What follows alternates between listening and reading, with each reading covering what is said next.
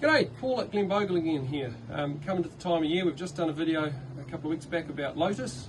We're now dealing with iris. Water iris, we do two varieties, iris versicolor and iris laevigata. Versicolor is a bigger growing, gets up to sort of about 1 metre in height, just over 3 feet. The versicolor is a little shorter, around about sort of 2 feet, just over half a metre. In some conditions they can both get a little bit bigger depending on sort of sun, wind and nutrient levels. Reason we're doing iris this time of the year, as you can see, this plant was potted last year and it's well and truly growing out of its pot. It's a rhizome plant, much like a hardy water lily, so it's getting a bit out of control. And this plant, as it got heavier, it tipped over and it's been sitting on our table like that. So we're going to split it up and turn one into a basket and two back to stock. So first of all, we'll get it out of its basket, which pretty much is already there. You can be pretty tough on the old rhizomes. You can see it's grown from originally down here. It's a bit hard in amongst the roots, but you can sort of see in there the solid rhizome like a hardy, and also there, solid rhizome back to where it's split. And we will cut those back just above these small ones, solid rhizome there. Once we cut it, you'll actually see it a bit better. There we go. And try and tease it as best you can. All right, there is the woody rhizome. Okay, now that one's going to be a bit long and it's got a lot of new growth towards the growth end. We're going to trim that back and it will continue to grow that way. So when you're planting it in a pot, you want to get away all of these old bits, trim away. You can either tear them back or you can use your snips. You want to be delicate where these new ones are coming through. That you can see the new young plants. So sometimes if you're in doubt, I'm very aware of it, after many years you can just trim above. Okay, now we fertilise it with our water lily fertiliser, but because we're growing this time of the year and we don't want too high a nutrient load, we actually just cut the tablets in half. So your 5 gram, you're basically putting about 2.5 grams into your pot. So lower your roots in, much like you do a normal pot.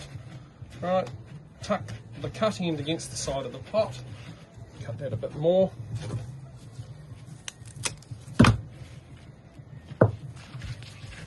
So as you can see, it's against that side. New younger juvenile plants coming out there. We don't tend to fill the pot past about 1/3 to 1/2 because they get quite top heavy. So keeping the soil at the bottom, and your half tab down in there, compact it. Now it is looking like it's obviously growing sideways. That will correct itself, it's just that it's fallen out of the pot. We'll do the same here, but what we're going to do with this one, again, you'll see the woody rhizome, trimming it, cutting it through. We're going to keep that section for a basket, and that's just juveniles for next year, which we'll put into a pot similar to the last one. You can be pretty tough on cutting these back. There's a lot of the older roots there. Right, most of that's just falling off, but you can see the wooden rhizome there. There we go. So that, just old dirty root, that will get put into a pot. But this part we're going to put into a basket because this will no doubt flower quite effectively this season. So we're going to try and keep as much of those roots intact as possible. Stress the plant as little as possible. Sometimes it just tears away nicely. All right, there we go. You can be a bit more fastidious with these older leaves, but I'm trying not to shock the plant too much. Now, again, baskets we use because it allows the roots to go out into the pond and feed off the nutrient in the pond, directly competing against algae. Okay, so again, rhizome right up against one side, so the plant is quite centralised. You could probably trim a bit more, but I'm quite happy with that. This is our aquatic soil with the sand in it, low nutrient. All right, get it in, get it compacted.